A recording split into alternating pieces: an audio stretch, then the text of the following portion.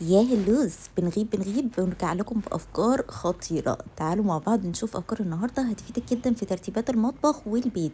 أول فكرة معانا الأكياس عندنا اللي مضايقانا، هنجيب دبوس كده ونحطهم من فوق ونعلقهم، وهيبقى سهل علينا إن احنا نشد الكيس من غير أي كركبة في الإدراج بقى.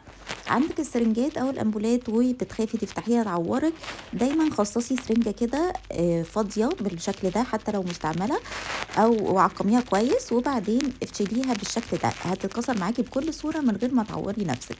عايزه تعلقي البناطيل بشكل حلو كمان في الدولاب وما تبقاش طويله وتاخد مساحات في الدولاب لتحت، لو في ارفف تحت الشماعه بتاعت البناطيل، جربي ان انت تعمليها بالشكل ده، هيبقى شكلها لذيذ وحلو وكمان مش هتاخد مساحه والبناطيل مش هتكون طويله في الدولاب زي ما انت شايفه. وانت خارجه بقى بره ومحتاجه معاكي صابون، بس الصابونه كبيره في الشنطه، تعالي اقولك على حاجه حلوه قوي. هنجيب كده صابونه ونعمل بالسرنجه بالشكل ده، وهنبتدي نقطع الصابون اللي هيطلع معاكي زي اسطوانه كده، هنقطعها حتت صغيره. ينفع كمان تديه لاولادك لو في المدرسه في الرحلات، هيبقى سهل جدا، صابونه واحده هيغسلوا بيها ايديهم وهتبقى جميله كمان ولذيذه وتضمني نظافه ايديهم. عندك بقى اطفال وبيتلخبطوا في الفرده اليمين من الشمال، هاتي كده اي ستيكر وقصيه بالنص وحطيه بالشكل ده، وبالطريقه دي مش هيتلخبطوا خالص في الفرده بتاعتهم، وكمان هتبقى لذيذه كده ولعبه حلوه معاهم. كمان من الافكار اللذيذه جدا اللي انا بحبها اللي هي فكره فتح الكريم. دايما نفتح الكريم بالطريقه الغلط، لا هو اصلا الغطا بتاعه في مكان كده نقدر نفتح بيه الكريم بمنتهى السهوله، وكمان ازاز الكاتشب. فالطريقه دي لذيذه جدا من غير ما تقعدي بقى تشيلي في الحاجه وتبهدلي ضوافرك. كمان تعالي اوريكي بقى الفكره اللي جايه للناس اللي بتحب الخياطه وبتحب تاخد مقاساتها بنفسها بس ما بتعرفش. هاتي كده دبوس وهاتي كده شريط المتر وابتدي خدي مقاساتك لوحدك بمنتهى السهوله بالهاكي الجميله دي، تنفع جدا لامهاتنا، لو قلت لها عليها تتبسط قوي منك. عندك بقى الشواحن والخناقه بتاعت الشواحن، ده بتاعي وده بتاعي، هاتي كده صور او ستيكرز وابتدي ان انت علقيها على الشواحن بالشكل ده، وبكده محدش هيتلخبط خالص. كمان الفكرة الجاية تفيد جدا الناس اللي بيحبوا الخياطة، هاتي كده الغطا بتاع اي برطمان واعمليه كده بالشكل ده، وابتدي ثبتي فيه الابر وحطي في البرطمان البكر الخياطة بتاعك، هيبقى سهل جدا وسريع توصيل، وكمان تخزينه هيبقى احسن بكتير.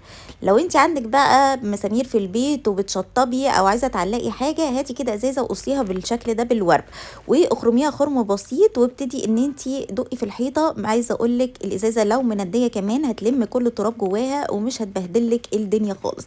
هاتي قشر البيض واضربي بيه الكبات الخلاطات، هيرجع السن حامي جدا تاني بالشكل ده، واغسليها كويس وادعيلي.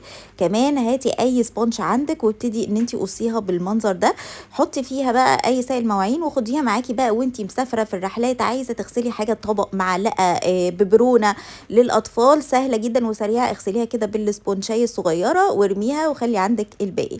وانت مسافره بقى حطي دايما الشريطه دي، ودي اتعلمتها من امي، احط دايما الشريطه دي في المطارات، بتبقى سهله جدا ان انا اعرف شنطتي منتهى السهوله.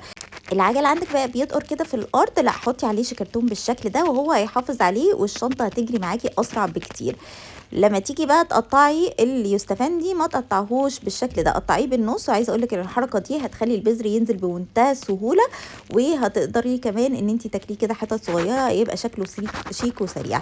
كمان لو عندك تورتايه وعايزه تقطعيها سلايسز حلوه كده، هاتي اي طنج وابتدي قطعيها بالسلايس دي، شكلها يبقى شيك جدا وسهله وسريعه. واخر فكرة دي بقى هتفيد جدا الناس اللي عندها اولاد وبتطبع ورق كتير وساعات الدباسة تقوم خالصة مرة واحدة. هنجيب كده الدبابيس بتاعت الدباسة وهنبتدي ان احنا ندهن الدبابيس كده بالاخضر، واخر كام دبوس كده هندهنه بلون تاني، مش شرط اخضر يعني اي لونين، بحيث ان انت مجرد اللون التاني يظهر تعرفي ان الدبابيس قربت تخلص وتشتري واحدة جديدة او تغيريهم. دي كانت افكار النهاردة، قولوا لي ايه اكتر فكرة حلوة عجبتكم وناويين تجربوها، وما تنسوش بقى اللايك والسبسكرايب يا حلوين.